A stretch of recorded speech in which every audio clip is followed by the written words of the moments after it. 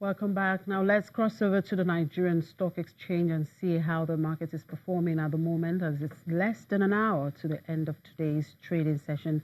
While the CEO of Enterprise Stockbrokers, Mr. Rotimi Fakeju, joins us from the trading floor to give us update. Good afternoon, Rotimi. Thank you very much for joining us.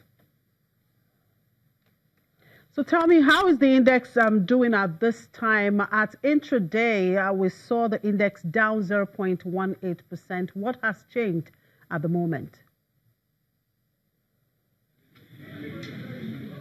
Well, the only change we've noticed is from 1.18 is now 1.24%. I think most importantly, what has brought on the market is Dangote Cement, which has lost quite a good, about 6 naira, and also coupled with other stocks in the banking sector and also some in the consumer goods. So that is the position for now. Possible that the markets will close negative, or are we likely to see some positive close? Well, with what we are seeing right now is most unlikely, because major sectoral indices are down, and looking at the component stocks for those sectors, I think most of them are equally affected. But the only thing that may be a game changer is if we have a turnaround in the pricing of Dangote Cement. I think that may definitely turn the market around, because as at the time Dangote Cement was still unchanged, the all-share index was standing at 0.3% negative as at that time. So if we have price of Dangote Cement unchanged eventually, or maybe it inches up a little, then we may see the market unchanged for today. But it's most unlikely that the market will close positive. Very, very unlikely. All right. So who are the gainers and who are the losers at this moment? Well, the gainers are very marginal.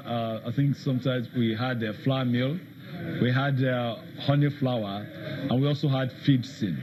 But for the losers, we have the likes of Dangote Cement, Dangote Sugar, Dangote Flour, Nigerian Breweries, First Bank, and a host of others. All right. Thank you for your time, Rotimi.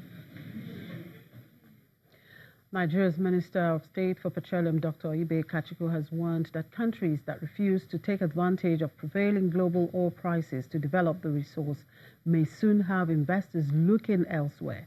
Dr. Kachiko, who was hosted by an energy class at the Harvard University in the United States, told the graduate students that international investors would only go to climes where they get more derivatives at lower cost of production.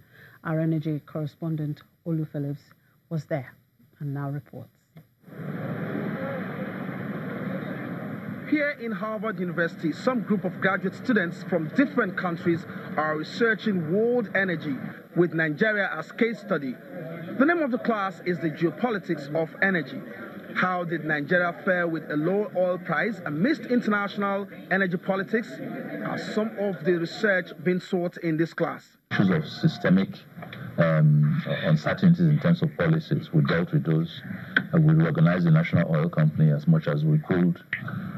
We began the process of dealing with funding constraints that the major oil companies had. We dealt with those, and again, that brought back investment into the system. Questions and interests were generated around oil resource and development, America's exit as our major crude buyer, OPEC membership, global oil market, China's incursion, but more importantly, what Nigeria is looking to do in terms of renewable energy. We obviously need to find a policy model that creates enough return on investment for those who are invested. And probably it's a subsidy, some level of subsidy support for solar until it catches on. So almost a 5-year action plan on solar penetration in some of those areas. And then when it's caught on it, and then take away the subsidy, just like what we've done in petroleum products. The class is already halfway through their semester work, and it appears doubts are being cleared about Nigeria's potentials. This is a Harvard grad. Nigerians are absolutely intelligent. I think it was fantastic that he hadn't really prepared a speech and he spoke very eloquently about Nigeria's issues and how he's going to tackle them, such as subsidies, petroleum distribution, and economic stability given shocks in oil prices. As the former president of OPEC, he was able to bring really unique insights to the classroom to help explain a very volatile period in the market. He was the president of OPEC during the crisis in 2015 and early 2016 when the price went into the 20s for oil. So it was great to hear from them in that respect as well. Other conversations as regards continental trade agreement is concerned. The minister also said that Nigeria's government isn't opposed to the principle of that free trade, but was not particularly comfortable with the framework that has been presented to Nigeria, that over the next few months that will be ironed out and Nigeria can begin to look in that direction once again. From here in Boston, Harvard University, this is Oli Phillips reporting for Channels Television News. And Kenya's energy regulator has cut retail electricity prices for some domestic customers and small businesses following complaints about a tariff introduction in July. Although the previous tariff reduced the cost for electricity for Kenya's 3.6 million low-income consumers, it almost doubled the monthly bill for higher-income households, triggering complaints.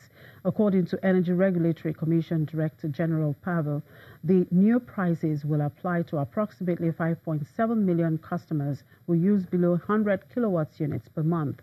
Kenya, which has more than 6.5 million customers connected to the power grid, has installed generation capacity of 2,359 megawatts, with peak demand of 1,802 megawatts.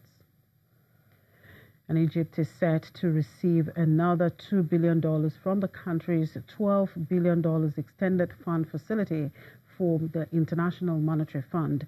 The IMF explains that the funds will be available upon the Executive Board approval of a fourth review of the three-year program.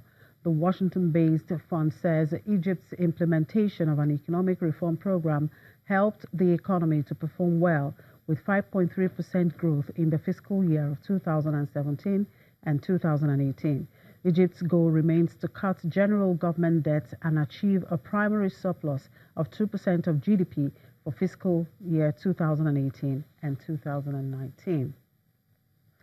Meanwhile, the International Monetary Fund says Togo's overall economic activity is showing signs of growing stabilization despite continuing weaknesses in some sectors.